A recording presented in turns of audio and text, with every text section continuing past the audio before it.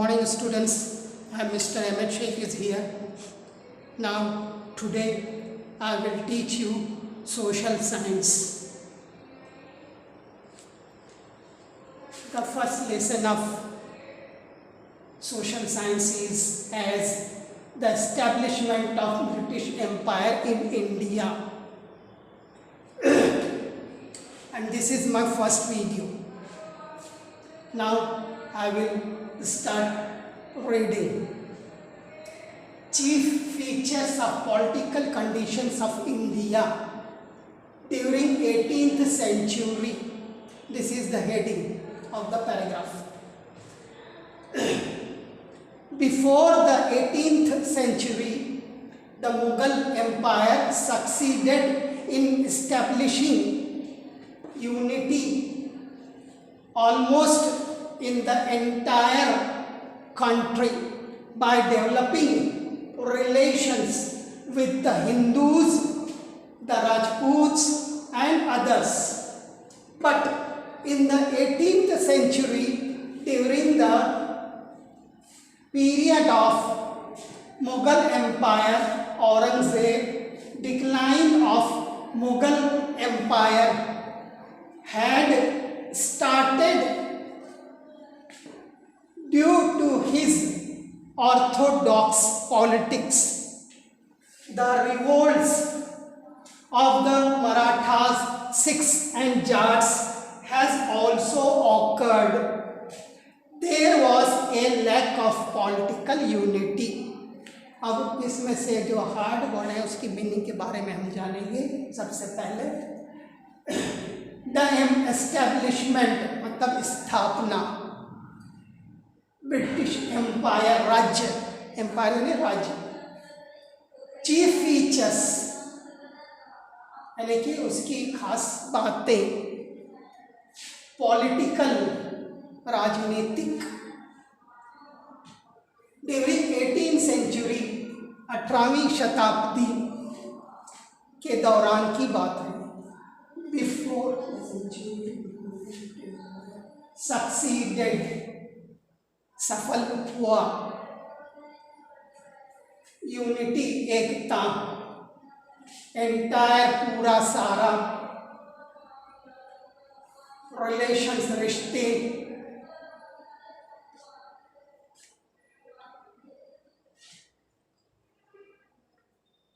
Decline यानी कि उसको डिक्लेयर किया गया.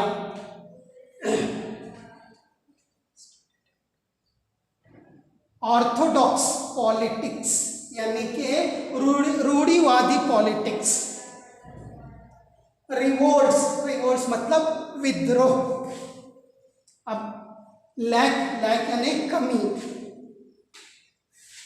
अब इसके बारे में थोड़ा सा हम डिटेल में थोड़ा सा जानेंगे. सबसे पहले तो मैं इसको रीड आउट करता हूँ. चीफ फीचर्स ऑफ पॉलिटिकल पहले इसकी चैप्टर की हेडिंग देखिएगा. The establishment of British empire in India. यानी कि इसका मतलब ये होता है कि भारत में जो है ब्रिटिश राज्य की स्थापना कब हुई, कहाँ हुई, कैसे हुई, उसके बारे में जानेंगे. पहला पॉइंट है chief features of political conditions of India during 18th century. यानी कि 18वीं शताब्दी में कुछ खास बातें राजनीतिक कंडीशन के दौरान भारतवर्ष में हुई हैं, उसके बारे में हम जानेंगे. बिफोर द 18th सेंचुरी यानी कि 18वीं शताब्दी से पहले द मुगल एम्पायर सक्सीडेड यानी कि मुगल के जो राजा थे वे सफल हुए इन एस्टैब्लिशिंग यानी कि स्थापना करने में. यूनिटी यानी कि इकाई को स्थापित करने में वे सफल हो गए. Almost in the entire country यानी कि तकरीबन पूरे कंट्री में, पूरे मुल्क में, पूरे तुम्हारा भारतवर्ष में. और बाय डेवलपिंग किसके थ्रू यानी कि डेवलप करने के जरिए से. कैसे डेवलप किया? रिलेशंस मतलब कि अपने रिश्ते उन्होंने बढ़ाए. किसके साथ? हिंदूज, राजपूत एंड अदर्स, और दूसरे लोगों के साथ उन्होंने क्या किया, हाथ बढ़ाया या रिश्ते बढ़ाए। But in the 18th century, लेकिन 18वीं शताब्दी में, during the period of Mughal empire यानी कि मुगल राज्य में, मुगल राज्य के दौरान औरंगजेब जो तुम्हारा शासक था, मुगल शासक, उसका नाम क्या, औरंगजेब था, उसको डिक्लेयर किया गया डिक्लाइन द मुगल एम्पायर, यानी कि मुगल शासक के तौर पर उसको डिक्लेयर किया गया।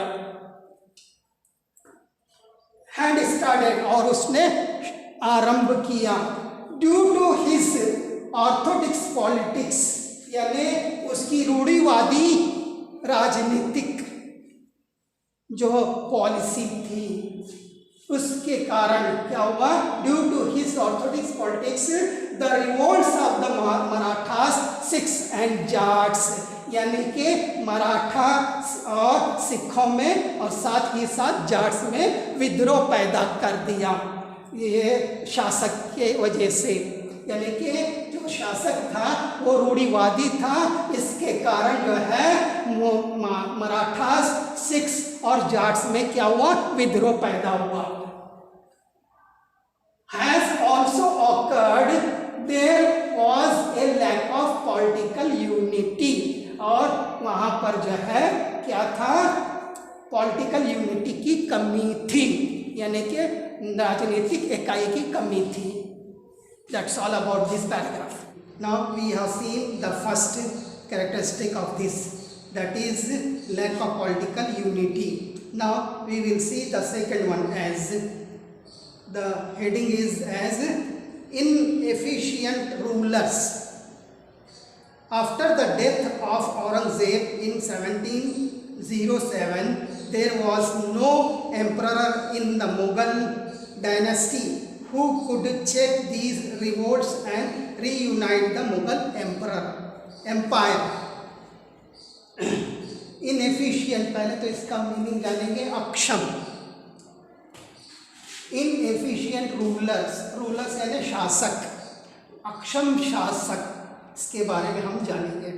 After the death of Aurangzeb in 1707, यानी कि औरंगजेब की मौत के बाद या मृत्यु के बाद, जो कि 1707 में उसकी मृत्यु हुई थी, there was no emperor in the Mughal dynasty, यानी कि मुगल वंशज में कोई भी राजा नहीं बचा था, उनके वंशज में कोई भी राजा नहीं बचा था। Who could check these revolts and reunite the Mughal emperor, जो कि तुम्हारा विद्रोह और पुनर्मिलन या दोबारा एकत्रित करना, ये कार्य जो है उस राजा को तुम्हारा करना था और चेक करना था। यानी कि सरल भाषा में अगर कहेंगे तो फिर से मैं इसको दोबारा तुम्हारा रिपीट करता हूँ। There was no emperor in the Mughal dynasty, यानी कि मुगल वंशज में कोई भी तुम्हारा मुगल एम्परर बचा नहीं था। हु, जो कि कुड चेक, जांच करने के लिए, दीज रिवोल्ट्स, ताकि विद्रोह, और फिर उनको रीयूनाइट द मुगल एम्परर, और मुगल एम्परर को, मुगल राजाओं को दोबारा एकत्रित करने के लिए कोई भी वंशज बाकी नहीं रहा था। अब तीसरा पॉइंट है powerful mansabdar and governors. Powerful मतलब शक्तिशाली, मनसबदार बड़े ओहदेदार या पदाधिकारी बड़े, एंड गवर्नर्स यानी राज्यपाल। अब इनके इस चीज़ के बारे में हम जानेंगे। मनसबदार एंड मुगल गवर्नर्स यानी कि बड़े ओहदेदार और मुगल राज्यपाल वगैरह, हैड बिकम पावरफुल, यानी कि उनको जो है ज़्यादा से ज़्यादा शक्ति दी गई थी। किसको? मनसबदार को और गवर्नर्स को। Even Mughal governors had broken there connection with the centre, यहाँ तक के मुगल गवर्नरों ने यानी कि मुगल शासक में जो राज्यपाल थे उन्होंने अपना रिश्ता जो है सेंटर से, केंद्र से तोड़ दिया, अपना नाता वहाँ से तोड़ दिया।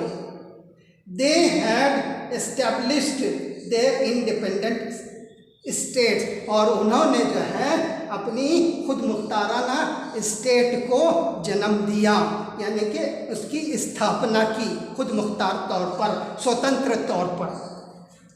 अभी चौथा point, foreign invaders.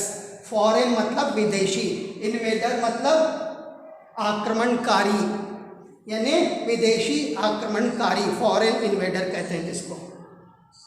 Afghan invaders, अफगानी विदेशी जो कि आक्रमणकारी थे, जिसमें नादिर शाह एंड अहमद शाह अब्दाली, यानी कि ये दो तुम्हारा एम्परर हो गुजरे हैं।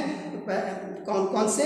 Nadir Shah and Ahmad Shah Abdali attacked India again and again, उन्होंने बार बार इंडिया पर आक्रमण किया। द 18th सेंचुरी यानी कि 18वीं शताब्दी में was the darkest century for India, वो जो 18th सेंचुरी जो है भारत के लिए काली सेंचुरी के तौर पर माना जाता है। क्यों? इसका कारण ये है बिकॉज इन दिस पीरियड, यानी इस पीरियड में the country broke up into smaller independent states, यानी कि मुल्क में छोटी छोटी जो है रियासतें बन गई थी, छोटे छोटे टुकड़ों में पूरा भारतवर्ष बट गया था। which were always at war with each other for their selfish motives, यानी कि ये चीज़ें क्यों घड़ी या घटी? क्योंकि वे जो भी राजा लोग थे वे खुद गर्ज थे और वो अपने इरादे वो जाहिर कर रहे थे कि हम यहाँ के तुम्हारा राजा बनेंगे, इस स्टेट के राजा बनेंगे। इस तरह से उन्होंने भारतवर्ष को जो है छोटे छोटे टुकड़ों में बांट दिया और स्वतंत्र तौर पर राज्य करने लगे। All these factors made the country weak, ये सभी फैक्टर के कारण जो है कंट्री को यानी कि मुल्क को जो है कमज़ोर कर दिया गया। यानी ये सारे जो राजा महाराजा थे अपने में ही आपस में ही क्या करते थे? युद्ध करते थे और फिर एक दूसरे पर जो है कब्जा करके वहाँ के राजा बन बैठते थे, जिसके कारण मुल्क जो है कमज़ोर हो गया था। Now that's all about these things. Now we will go ahead of that. Of independent states, यानी कि स्वतंत्र स्टेट प्रदेश का उदय, स्वतंत्र प्रदेशों का उदय, rise of independent states. The later Mughals were very weak, यानी कि जब मुगल शासक जो हैं कमज़ोर हो गए थे, it was very difficult for them to control the distant provisions of the empire, यानी कि दूर प्रांतों को कंट्रोल करना उनके लिए बहुत ही कठिन था। Therefore, इसलिए मोस्ट ऑफ द गवर्नर्स, बहुत सारे राज्यपालों ने हैड एस्टैब्लिश्ड इंडिपेंडेंट स्टेट्स, उन्होंने जो है स्वतंत्र प्रदेशों की स्थापना की। यही कारण है कि बहुत सारे राज्यपालों ने क्या किया? स्वतंत्र प्रदेशों की स्थापना की, जैसे बंगाल, हैदराबाद एंड अवध। उध were the 3 major independent states, यानी कि ये 3 बड़े स्वतंत्र प्रदेश बने।